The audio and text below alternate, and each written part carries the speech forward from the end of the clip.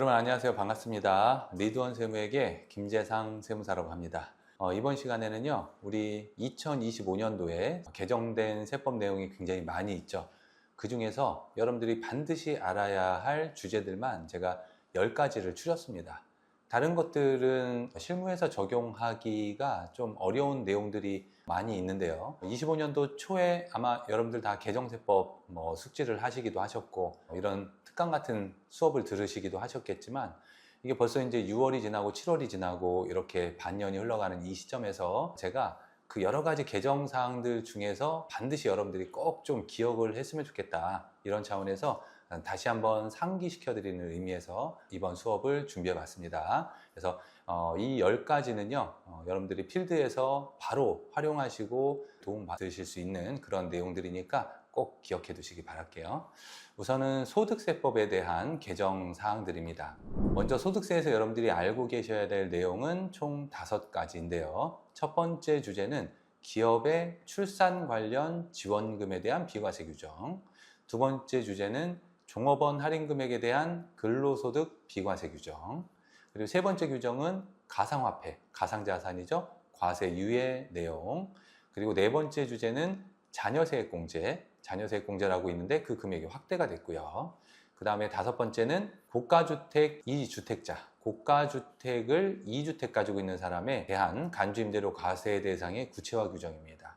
이 5가지 규정 하나하나 살펴보도록 하겠습니다. 우선 첫 번째 주제인데요. 기업의 출산 관련 지원금 비과세 규정인데요. 이 내용은 근로자들, 그러니까 직원 중에 아이를 낳고 이제 출산을 하게 되면 그 출산 축하금, 무슨 장려금 이런 식으로 회사에서 금액이 나가는 게 있을 거예요.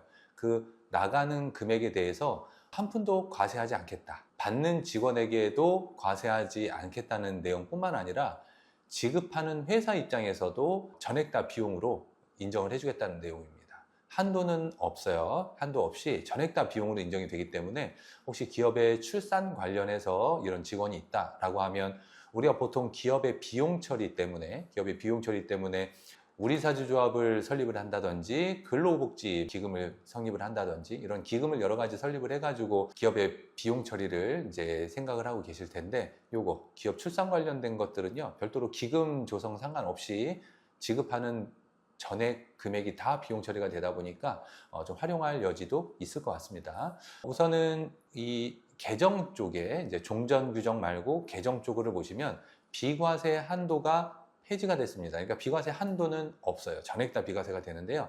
근로자 본인 또는 배우자의 출산과 관련하여 본인도 되고 배우자도 됩니다. 두 번째는 출생일 이후 2년 이내에 최대 2차례까지 지원금을 받을 수가 있어요.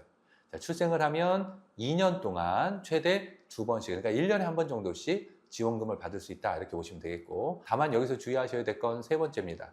공통지급 규정에 따라 사용자로부터 지급받는 급여라고 돼 있죠. 그러니까 회사 내부 약관이나 정관을 제정을 하셔가지고 직급별로 아니면은 입사한 연차별로 얼마씩 준다라고 공통지급 규정을 정해 놓으시면 다 비용으로 인정받을 수 있다, 이렇게 보시면 되겠습니다. 그래서 그 밑에 이제 조그마한 글씨로 나와 있는 거는 뭐냐면, 우선은 제외되는 사항이 있는데요. 제외되는 사항이 있는데 개인 친족관계 빠집니다. 법인 지배주주 등도 빠지고요. 특수관계인도 다 빠진다고 보시면 돼요. 그래서 이러한 지배주주나 이제 친족관계에 이제 경영지배관계 있는 사람들까지 다 포함해가지고 그 사람들 빼고는 전액 다 비과세가 적용이 될 수 있다, 이렇게 보시면 됩니다. 오른쪽에 이제 적용 시기를 보시면 24년도 1월 1일 이후 근로자에게 지급한 출산 수당부터 적용이 된다, 이렇게 되어 있죠. 그래서 작년도 이후부터 출산을 했다라고 한다면 그로부터 2년 이내, 그죠? 그로부터 2년 이내니까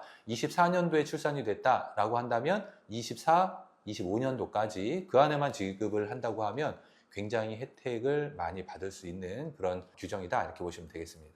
옛날에는 배우자 출산하고 관련해서 한도가 월 20이었어요. 월 20. 그러니까 월 20이라고 하는 건 이제 자녀보육수당이라고 해가지고요. 월급에서 20만 원까지는 비과세 항목으로 빼주는 게 있었거든요. 근데 예전에는 그거 하나밖에 없었는데 이 규정이 하나가 신설이 됐다, 이렇게 보시면 됩니다. 그래서 저출산과 관련된 규정들이 세법이 조금 많이 개정됐다고 보시면 되겠어요. 그런 출산 지원금 관련해서 비과세 규정을 적용을 하시면 비용 처리 부분에 있어서도 좀 잘 처리할 수 있을 것 같다.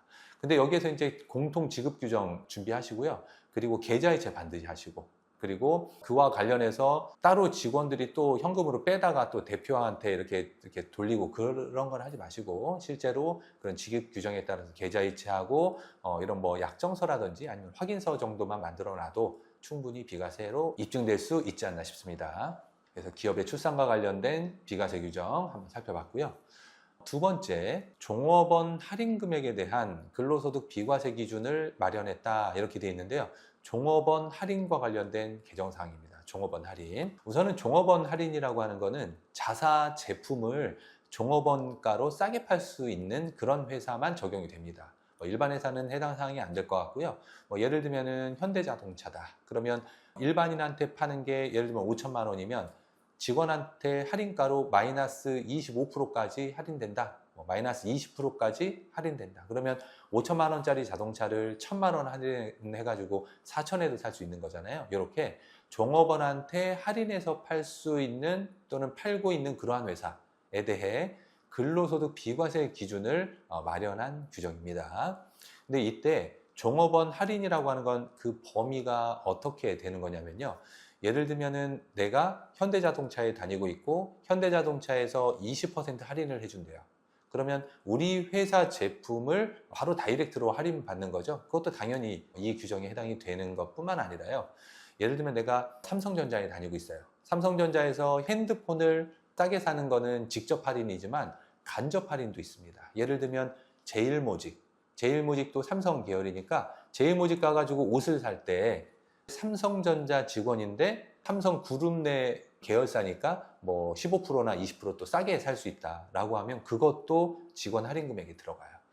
그러면 직원의 입장에서는 원래 그동안은 직원 할인가라고 해가지고 별도의 규정 없이 제재 없이 그냥 할인 제도를 이용했던 반면에 이제는 일정 기준에 따라서 너무 많이 할인을 받으면 그 이상 할인받은 부분에 대해서는 근로소득으로 과세하는 그런 규정이 생긴 겁니다. 그래서 종업원 할인 금액에 대한 것도 여러분들 반드시 좀 숙지를 하고 계셔야 되는데요. 우선은 옛날에는 없던 규정이에요. 그래서 새롭게 이번에 신설이 된 건데요. 종업원 등에 대한 할인 금액을 근로소득으로 규정하고 있다. 할인받았죠? 근로소득이다, 이런 얘기예요. 그래서 종업원 등이라고 하면 자사 및 계열사의 종업원을 얘기하는 것이고, 종업원 등이 자사 계열사의 재화 용역을 시가보다 할인해서 공급받는 경우에 그 할인 금액을 근로소득으로 보겠다, 이런 얘기입니다. 그래서 맨 밑에 보면 적용 요건은요, 일반 소비자랑 차별해서 종업원 등에게만 적용이 되는 할인 금액이라고 하면 여기 안에 들어오게 되는 건데요. 주의하셔야 될 건 시가라고 하는 거는요, 그러니까 시가보다 싸게 살아야 되는 건데, 그러면 시가라고 하는 거는 누굴 얘기하는 것이냐, 일반 소비자한테 판매하는 금액인데요. 만약 일반 소비자한테 판매가 불가능한 제품이다 라고 한다면 그거는 판매가 불가능한 금액이기 때문에 그걸 시가로 보지 않고 실제로 판매 가능한 금액이 시가로 되기 때문에 시가의 일정 %만큼 할인해서 팔았다, 직원가로 라고 할 때 그 시가 산정도 조금은 주의하셔야 될 그런 부분이 있기도 합니다. 그러면 할인받은 금액 중에서 얼마만큼을 비과세하는 것이냐, 비과세 대상 금액은요, 요거는 알고 계세요. 맥스 두 개 중에 큰 금액이고요.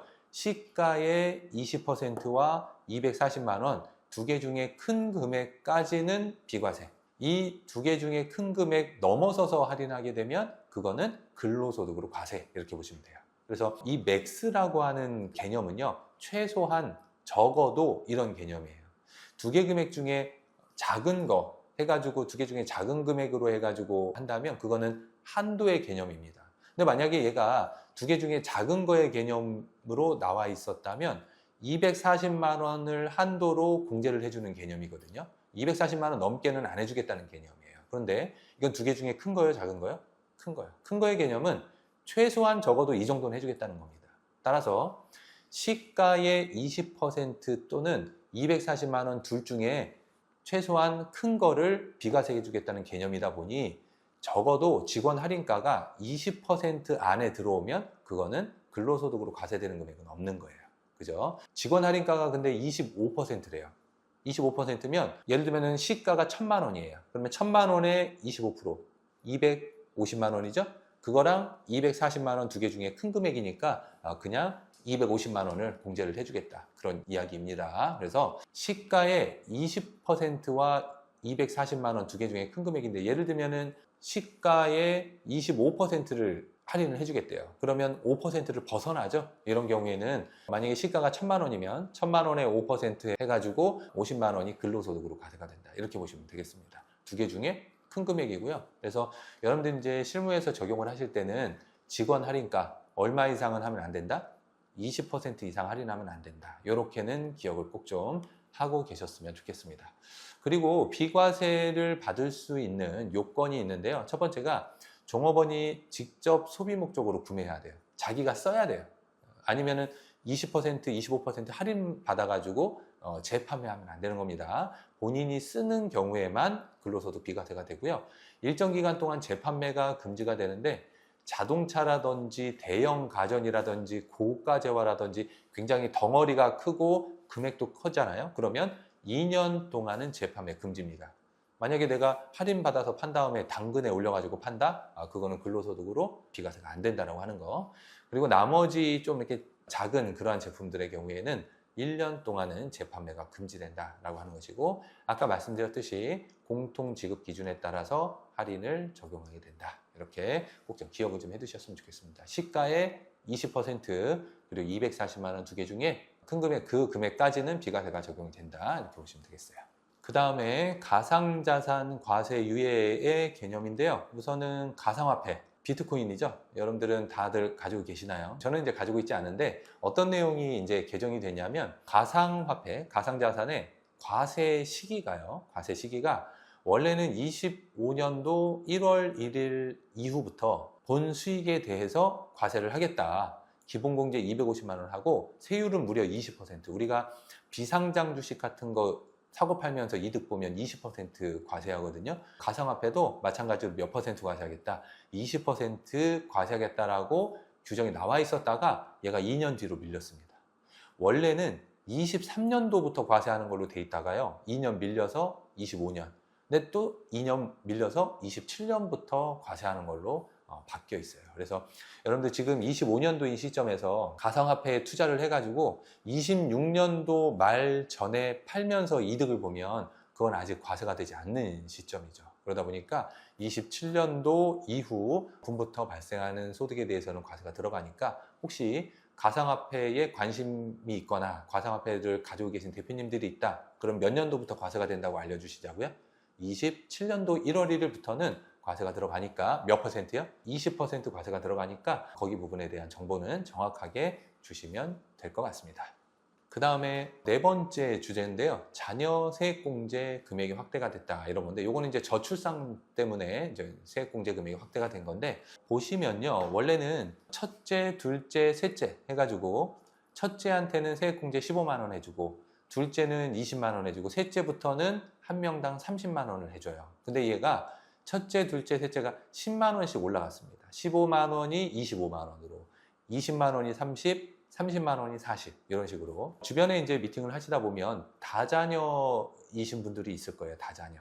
만약에 3명이다. 자녀가 3명이에요. 그러면 세액공제로 자녀 세액공제 얼마를 받는 건가요? 15, 20, 30 더해보면은 35, 65만 원이거든요. 옛날에는 65만 원을 받다가 한 명당 10만 원씩 늘어나니까 이제는 얼마냐면 95만 원. 그죠? 65에서 95만 원으로 해서 30만 원 늘어났는데 여기까지는 좀 알고 계신 분들은 좀 많이 있으실 거예요. 그런데 그러면 주변에 이제 미팅을 하다가 아이가 3명이 돼. 그러면 이번에 10만 원씩 개정이 됐잖아요. 옛날까지는 65만 원 공제를 받았는데 이제는 95만 원으로 늘어났습니다. 라고 그냥 얘기하시면 틀릴 수 있습니다. 뭐가 틀릴 수 있냐면요. 공제 대상 자녀를 꼭 보셔야 돼요. 여기서 얘기하는 1명, 2명, 3명의 공제 대상 자녀는 기본 공제 대상자인 몇 세 이상? 8세 이상 자녀만 해당이 됩니다. 8세. 그러니까 만 나이고요. 만 8세 이상이면 우선은 초등학교는 들어가야 되는 거예요. 내가 만약에 초등학생 1명, 중학생 1명, 그 다음에 깐난쟁이 1명 이렇게 3명이 있다. 깐난쟁이, 초등학생, 중학생이 있다라고 한다면 자녀는 3명이지만 자녀 세액공제를 따질 때는 몇 명으로 따져야 되는 거예요? 8세 이상이니까 2명이라고 보셔야 돼요. 2명이기 때문에 옛날은 35만 원이지만 지금은 55만 원이 된다. 이렇게 보시면 되거든요. 그러면 아이들을 많이 낳으라고 하더니 왜 8세 이상부터 이렇게 자녀 세액공제를 해주는 거냐? 이유는 뭐냐면요. 만 7세까지는 우리 자녀 보육수당을 받아요. 한 달에 10만 원, 15만 원이 나옵니다. 한 달에. 이거는 지금 1년 내 세액공제를 15만 원, 20만 원 이렇게 해준다는 거고요. 초등학교 들어가기 전까지는 자녀 보육수당이라고 해가지고 매달 10만 원, 15만 원씩 나와요. 그래서 만 7세까지는 아동수당으로 해가지고 받고 아동수당이 이제는 8세부터는 끊기거든요. 그러면 끊기면 8세 이상부터는 자녀 세액공제를 받는다. 이렇게 보시면 되겠습니다. 그래서 요거는 금액도 바뀌었지만 나이도 원래는 7세였어요. 만 7세 이상. 근데 재작년이죠. 그때 또 개정이 됐으니까 이제는 몇 살이다? 만 8세 이상으로 공제가 들어간다라고 하는 걸 꼭 좀 기억을 해두셨으면 좋겠습니다. 그리고 이제 마지막 주제인데요. 이것도 반드시 알고 계셔야 돼요. 고가주택 2주택자의 간주임대료에 대한 과세 대상 구체화인데요. 우선은 포인트는 간주임대료라고 하는 겁니다. 간주임대료. 간주임대료는 우리가 월세 받으면 월 임대료에 해당이 돼가지고 소득세도 내고 부가세도 내고 하거든요. 월세를 받으면. 근데 보증금 받은 거는 어차피 이 세입자가 나갈 때 되돌려줘야 되는 거예요. 따라서 보증금은 나의 수익이 아니고 부채입니다. 그래서 그 보증금에 대해서는 세금을 낼 필요가 없어요. 다만 보증금에다가 당좌대출 이자율이라고 해서 약 한 3% 정도 되는 금액에 해당하는 금액을 번 돈으로 보는 거, 이걸 간주 임대료라고 해요. 예를 들면 내가 주택을 빌려주고 보증금으로 1억을 받았다. 뭐 나머지는 월세로 받고. 그러면 1억 받은 부분에 대해서는 3%를 곱하면 300이죠? 300만 원만큼 이득을 보는 걸로 보겠다. 이게 간주 임대료거든요. 그러면 어떤 경우는 월세를 받는 경우도 있고 어떤 경우는 전세를 받는 경우도 있잖아요. 다주택자가 월세를 받는 경우에 세금을 내야 되는 경우는요. 다주택자가 월세를 받을 때 세금을 내는 경우에는 2주택부터예요.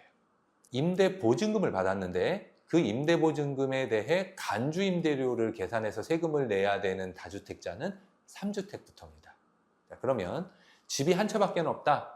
그러면은 월세를 받든 전세를 받든 고민하지 않아요. 안 내도 됩니다. 근데 집이 두 채다. 그러면 보증금 받은 부분에 대해서는 과세하지 않습니다. 뭐 받은 부분에 대해서만, 월세 받은 부분에 대해서만 2주택부터 과세가 들어가요. 근데 집이 세 채다. 집이 세 채면 월세를 받은 것도 당연히 들어가고 이제는 보증금 받은 것도 3%만큼 간주 임대료가 계산이 된다. 이렇게 보시면 되겠습니다. 아셨죠? 그건 좀 기억을 좀 해두시고 이 중에 간주 임대료는 제가 몇 채부터 과세된다고 했어요? 세 채부터 과세가 된다고 이야기했거든요. 근데 제목을 보시면 고가주택에 해당하는 자는 2주택자부터 과세를 시키겠다라고 하는 겁니다. 그럼 여기서 고가주택이라고 하는 거는요. 기준시가 기준으로 12억 원을 넘어서는 주택을 이야기해요. 이런 고가주택이 두 채 이상이다. 그러면 세 채가 아니죠. 그러면 그동안은 간주임대로 계산하지 않았다가 이제는 전세금 받은 부분에 대해서 3%만큼 과세가 들어간다. 이렇게 보시면 됩니다. 그러면 기준시가가 12억 원이기 때문에 실거래가액은 15에서 한 16억 정도? 그 정도 되는 주택을 실거래가 기준으로 15, 16억 정도 되는 주택을 두 채 이상 보유하게 되면 이제는 간주임대료 계산이 되겠다. 아셨죠? 이건 정확하게 좀 알고 계셔야 돼요. 그런데 언제부터인지를 체크하셔야 됩니다. 언제부터 적용이 되냐면 2026년도 소득분부터 이제는 간주임대료 과세가 들어간다. 고가주택 2주택자에 대해서도 이렇게 좀 알고 계시면 좋겠습니다. 그런데 이제 전세 보증금이 있는데요. 이러한 고가주택 2주택자가 받는 전세 보증금 합계액이 12억 원을 초과하는 경우에 대해서만 간주임대료가 과세가 들어가는 거예요. 12억 원이 안 되면 안 해도 됩니다. 12억 원을 초과하는 경우에만 보증금 합계 금액이 그때부터 과세가 들어간다. 이렇게 보시면 되겠습니다. 그리고 여담인데요. 우리가 100% 월세가 있고 100% 전세가 있고요. 아니면 반전세가 있단 말이죠. 그러면 우리가 세금 관계로만 따졌을 때 어떤 포지션을 잡는 것이 가장 최적의 세금을 최소한으로 낼 수 있는 것이냐, 그거에 따라 가지고 이 보증금 금액이랑 월세랑 해가지고 최적의 비율을 잡아낼 수가 있겠죠. 우리가 보통 전월세 전환율이라고 해가지고 만약에 뭐 1억에 1년 월세를 5%로 잡는다라고 한다면 보증금 1억이 빠지면 월세 500이 늘어나는 거거든요. 근데 제가 아까 간주임대료는 당좌대출 이자율로 몇 퍼센트를 낸다고요? 3% 정도는 내거든요. 그렇기 때문에 전월세 전환율은 5%고 그냥 간주임대료로 해가지고 보증금에 대해서 세금을 내는 경우에는 3%이기 때문에 실무적으로 보면 월세로 전환해서 월세 금액을 늘리는 것보다는 보증금을 늘려서 전세로 돌리는 게 훨씬 더 유리하다. 이렇게 보시면 되겠습니다. 여기까지 체크해 주시기 바랄게요. 이렇게 해가지고 우리가 반드시 25년도 세법 개정된 내용 중에서 우리가 반드시 알아야 될 내용들 소득세법 부분에서 5개를 짚어봤습니다. 꼭 체크해 두셨다가 여러분들 실무에 도움 받으셨으면 좋겠고, 더 궁금하신 게 있으시면 우리 중소기업경영연구소 통해서 연락 주시면 제가 아는 선에서 답변 드리도록 그렇게 하겠습니다. 오늘 수업 듣느라 고생 많으셨고요. 다음 시간에 또 뵐게요. 수고하셨습니다.